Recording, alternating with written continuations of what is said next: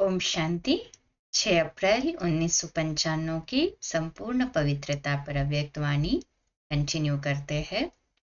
तो बाबा कहते, जैसे आप सब की पूजा होती है वैसे कोई महात्मा या नेता की, धर्म आत्मा की विधि पूर्वक पूजा होती है। अभी देखी है ऐसे आपके जड़ चित्रों जैसे श्रृंगार किसका होता है। तो मध्य काल में भी आप आत्माओं के प्योरिटी की, पर्सनैलिटी की विशेषता कितनी श्रेष्ठ है।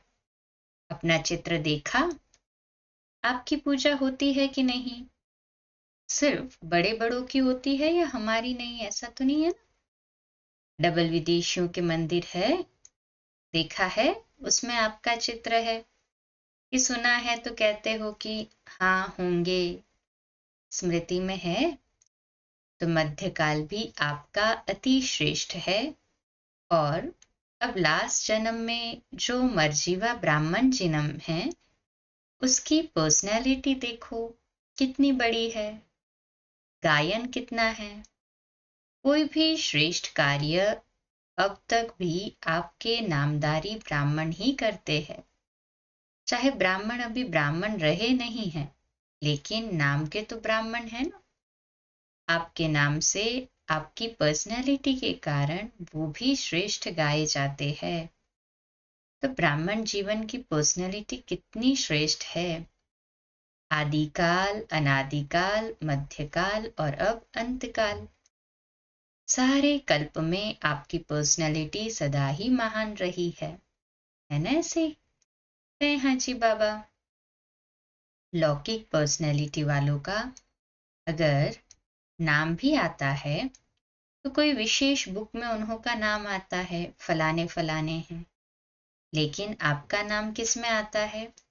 साधारण बुक में नहीं आता है, शास्त्रों में आता है।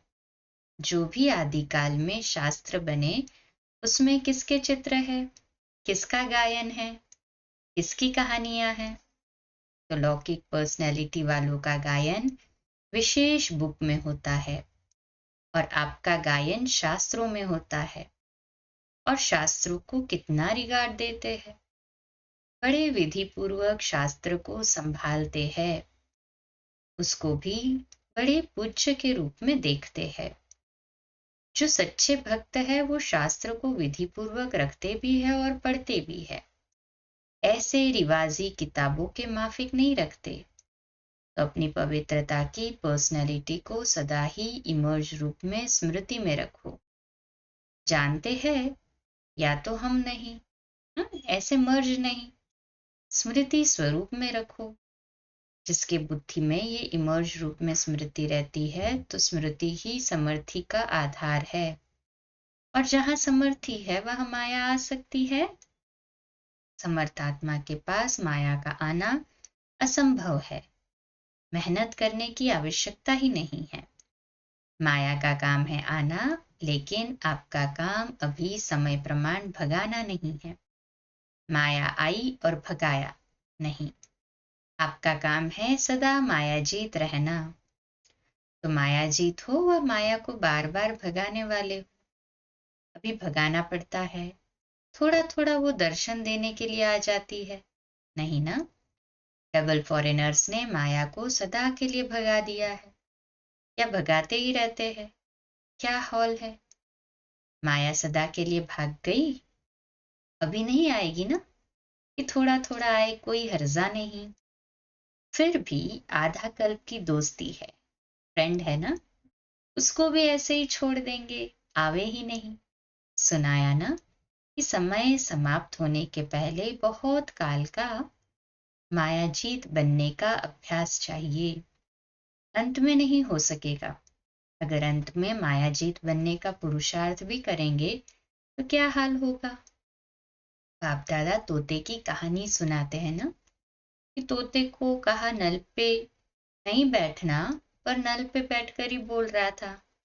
ऐसे ही अंतकाल में अगर बहुत काल का अभ्यास नहीं होगा तो मन में सोचते रहेंगे कि मैं आत्मा हूँ, मैं आत्मा हूँ, लेकिन माया का प्रभाव भी होता रहेगा। और कोशिश भी करेंगे मैं आत्मा हूं, मैं आत्मा हूं, लेकिन होगा ही नहीं। इसीलिए क्या करना है? अभी से मायाजीत बनने का अभ्यास करो। और उसका सहज साधन है अपने रूहानी पर्सनालिटी को स्वरूप में रखो। अपनी आत्मिक स्थिति अर्थात रूहानी पर्सनालिटी को जितना स्वरूप में रखेंगे तो प्रैक्टिकल में आएगा। अच्छा, इसी को कल कंटिन्यू करते हैं। ओम शांति।